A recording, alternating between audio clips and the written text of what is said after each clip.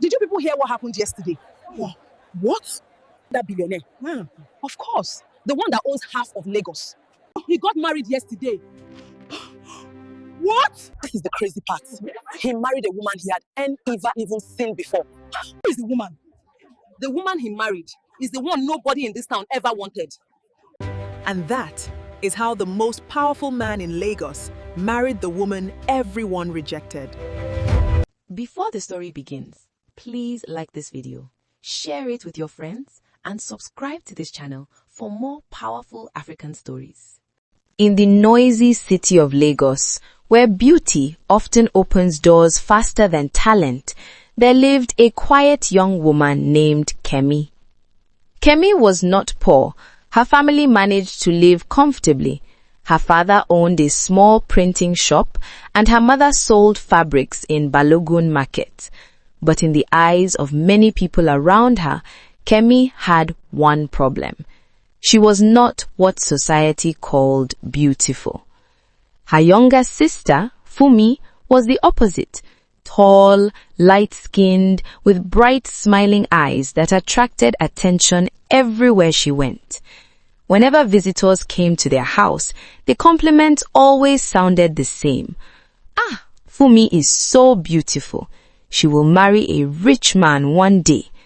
And then someone would look at Kemi standing quietly nearby and say something polite. "She's very calm." Very calm. That was the word people used when they didn't want to say anything else. As the years passed, the difference between the sisters became more obvious. At family gatherings, men surrounded Fumi, laughing and trying to impress her. But Kemi usually sat quietly beside her mother, helping serve drinks and food. Sometimes she pretended not to notice the difference, but deep inside, it hurt.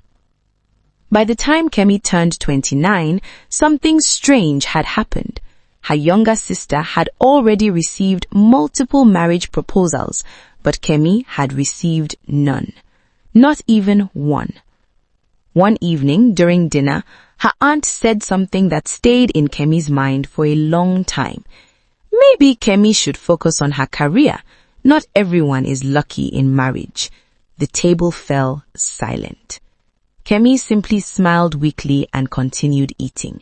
But that night she cried quietly in her room.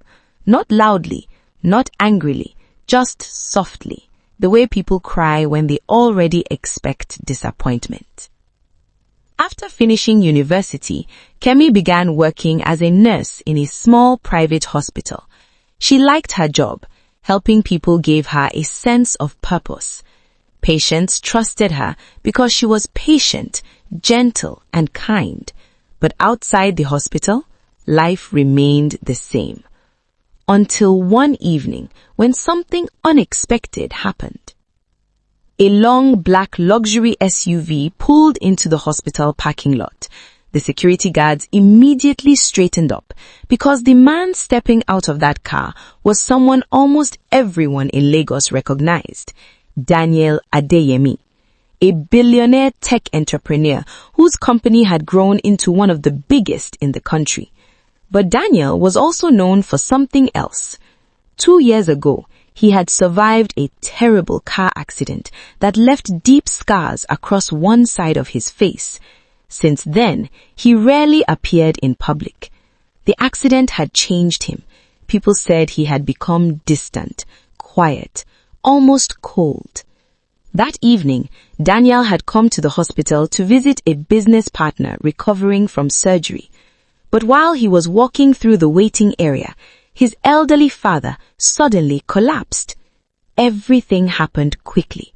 People began shouting, nurses rushed over, doctors called for equipment, and in the middle of all the chaos, Kemi remained calm. "Sir, please breathe slowly," she said gently while supporting the old man. "Help is coming." Her voice was steady, reassuring, kind. Daniel stood nearby, watching silently. For the first time in months, he noticed something different about someone. She wasn't trying to impress anyone. She wasn't acting nervous because a billionaire was present.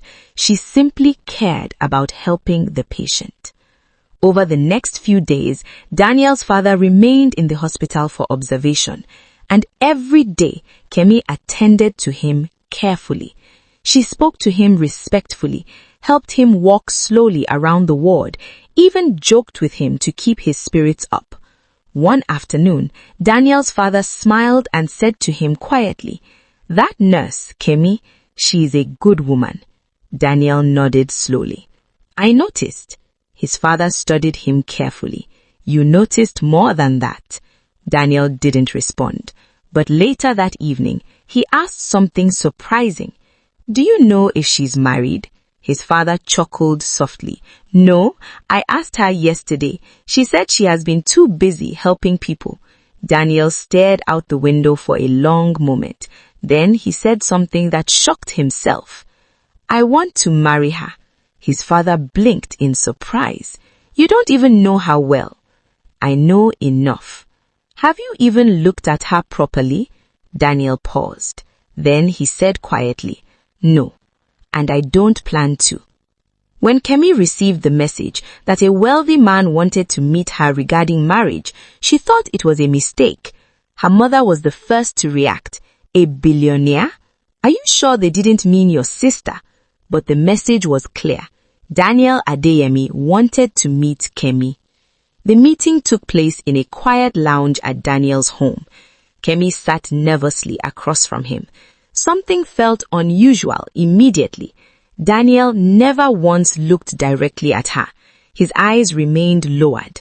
Finally, she spoke softly. "Sir, may I ask something?" "Of course." "Why did you ask to meet me?" Daniel leaned back slightly. "I will be honest with you. I want to marry someone." Kemi's eyes widened slightly. "But I also want something different." "Different how?" "I want to marry someone without seeing their face first." The words hung in the air. Kemi blinked in confusion.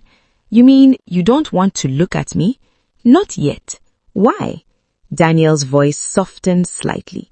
"Because every woman I met before cared about my money or my appearance, and after my accident, they disappeared." He paused. "I want to fall in love with someone's heart before my eyes interfere." Kemi didn't know what to say, but strangely, she understood. And a month later, they were married. At first, their marriage felt strange. They spoke politely, ate dinner together, shared conversations, but Daniel kept his promise. He never looked directly at her face. Some people thought the arrangement was ridiculous. Others thought it was romantic. But slowly, something unexpected began to happen. They became friends, real friends. They talked late into the night about childhood memories, about fears, about dreams they once had. Daniel discovered Kemi had a quiet sense of humor, and Daniel discovered Kemi had a strength he had never noticed before. One evening, while they were talking in the living room, Daniel said quietly, "You know something strange?" "What?" "I feel happier these days." Kemi smiled softly. "I'm glad.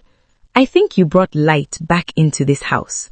Months passed, and their connection grew deeper, until one day, a doctor delivered surprising news.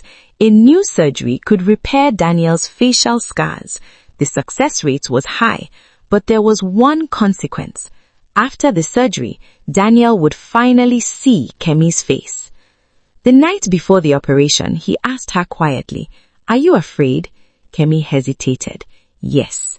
"Why?" "Because when you finally see me, you might regret everything." Daniel reached for her hand. "I don't think that will happen." But Kemi was not so sure. Weeks later, the surgery was complete. The bandages were removed slowly. Daniel opened his eyes. His vision was clear again. The first thing he asked was, "Where is my wife?" But Kemi had left early that morning. She couldn't face the moment. Daniel eventually found her sitting alone in the garden behind their house. She was staring at the flowers quietly. When she heard footsteps, she froze. "Daniel?" "Yes." "You can see now?" "Yes." She looked down immediately. I'm happy for you. Kemi? She shook her head softly. You don't have to pretend. Daniel stepped closer. Look at me. Slowly, she raised her eyes, and for the first time, Daniel saw her face clearly. He studied her quietly for several seconds. Kemi's heart pounded painfully, but then Daniel smiled, a warm, genuine smile. So this is the woman who saved my life. Kemi blinked in surprise. You are not disappointed. Disappointed? He laughed softly.